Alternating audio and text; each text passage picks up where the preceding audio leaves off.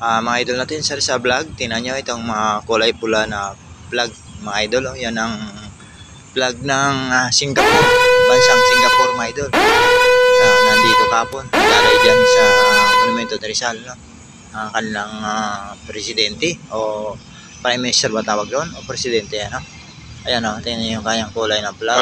May ano yan, 5 star ba yan, tapos may guhit na tanggawin, pula sa taas at puti sa baba niya. Ayan, ayan yung flag ng Singapore. Ayan mga idol, ayan, tingnan nyo ha.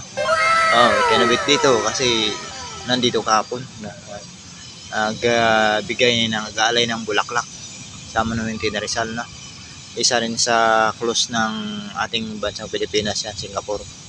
Yan sa unahan doon, yung meron din doon, yan, yan.